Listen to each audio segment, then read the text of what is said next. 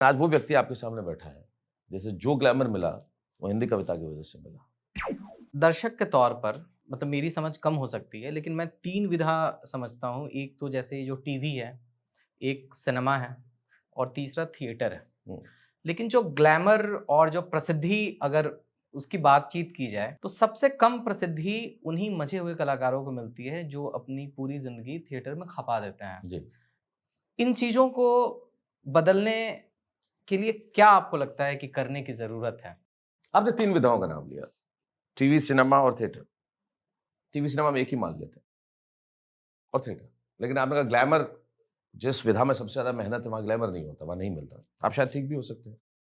मैं आपको एक उदाहरण देना चाहता हूँ। हिंदी कविता के मंच में कभी ग्लैमर नहीं माना गया, है ना? कभी मतलब ठीक है यार, आ जाएँगे, सुना देंगे, कुछ भी सुना कभी झोला लेके आ जाएँगे, कविता सुना देंगे।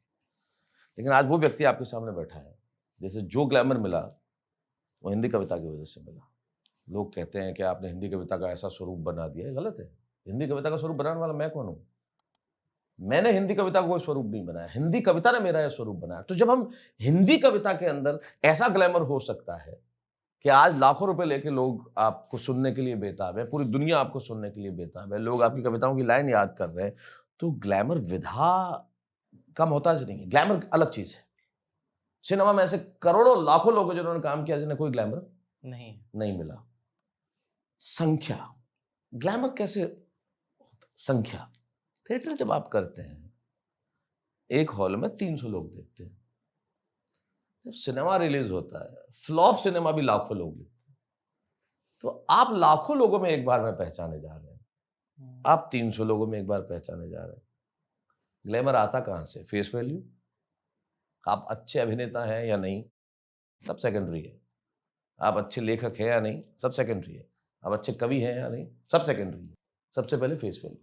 बच्चन साहब तो कमाल के अभिनेता हैं, कोई कहने की बात ही नहीं है। लेकिन ऐसे बहुत सारे अभिनेता हैं, जो कमाल के नहीं हो लेकिन उनके पास ग्लैमर बहुत है। हुँ। फेस वैल्यू है ना। आप 300 लोगों में शो कर रहे हो, 300 लोग चले गए, फेस वैल्यू। आप एक हिंदी सिनेमा कर रहे हो, हमेशा के लिए पर्दे पे हो ना। वो लाखों लोग बार-बार देखते रहेंगे तो फेस वैल्यू बनेगी, बनेगी। आप अपने दूरदर्शन के ज़माने को याद कीजिए, जब न्यूज़ रीडर स्टार हुआ करते थे। सही बात है। हुँ। पूरा देश जानता था कि जेवी रमन कौन है या सलमा सुल्तान कौन है या अविनाश कौर सरीन कौन है, क्योंकि उस ज़माने में पर्दे पे वही नज़र आते थे, फेस वैल्यू। अब वहाँ कौन-सी विधा थी, समाचार वाचन ही तो थी। हुँ। तो ग्लैमर जो है, वो तो ईश्वर पैदा करता है और उसी से होता है।